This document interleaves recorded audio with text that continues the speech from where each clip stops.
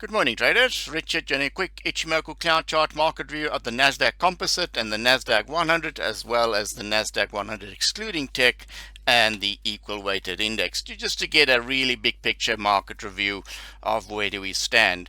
Now, in the last update here in May, we were looking at the next upside target of 27,000. The rally that started here back in March hit all our upside Fibonacci targets to the upside, apart from the 27,395. But we got very close to that one.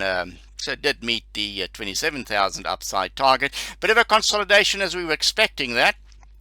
And now it's flirting back and forth with the standard line as well as the top end of the front end of the cloud chart resistance zone. So it will be interesting to see if we get a potential rebound rally from this resistance zone, if we can break past it and stay above it, or are we going to dip back deeper into the cloud to hit the retracement Fibonacci levels. If we look at those zones there, we can see after hitting the 27,000 target, the market consolidated, corrected about 7%, and then rebounded from the top end of the Ichimoku cloud. And now you can see the interaction there with the standard line of the Ichimoku cloud. So it's fighting to get past that zone. So it's quite a significant resistance zone, as well as the top end of the front end of the cloud.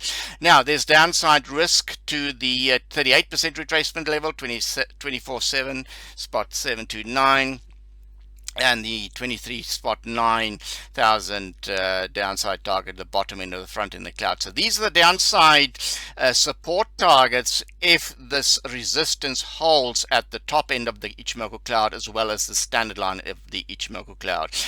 Despite a correction back down to these levels, which could mean a further 11%, 12% correction, we're flirting with that, it would be kind of healthy just to digest this significant move to the upside.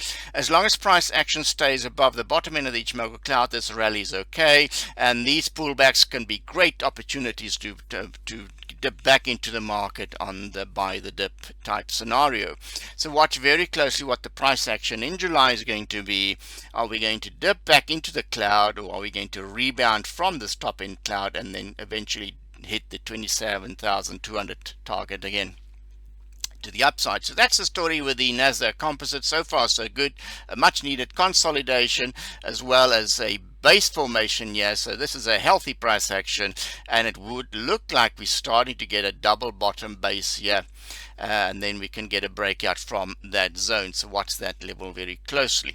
The Nasdaq 100 tech heavy index there also hit our upside targets, got way beyond the Fibonacci target, 100% move to the upside. If we look at this move from there, project that up, and it got very close to the 31,000 zone. Not quite there yet. Now consolidating. Also look at the lovely double bottom chart formation at the top end of the Ichimoku cloud. The top end of the front end of the cloud is significant support, and this you can also see the flat leveling of the standard line of the Ichimoku cloud there.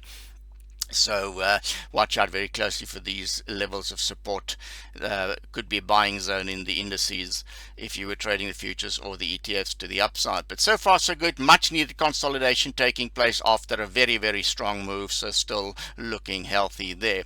The NDXX equal weighted index also forming kind of a base forming pattern. So we can expect an upward continuation. Move sideways, then up move.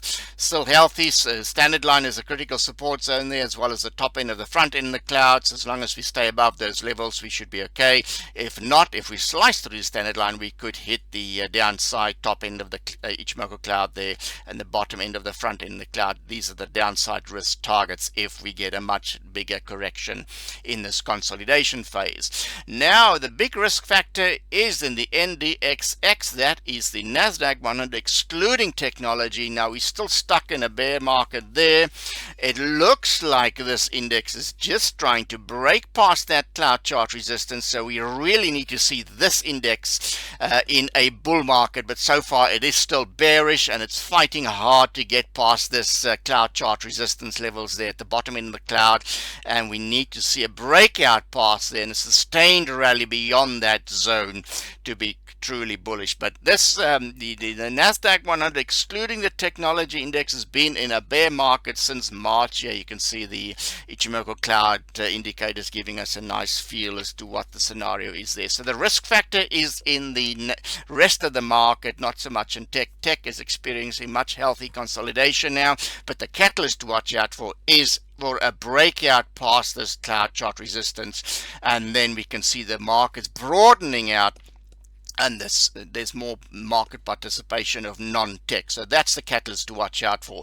But back to the Nasdaq Composite Index, they look for support to come back in at the top in the cloud. If support fails there, then there is a risk that we could go back and retest the 23.6% Fibonacci retracement with downside risk to 24,000, where we have the 38% retracement of this move, and that could still be seen as quite healthy for a 7 to 10% correction within this kind of consolidation period. Thank you for watching. Until next time, happy cloud chart trading. Bye for now.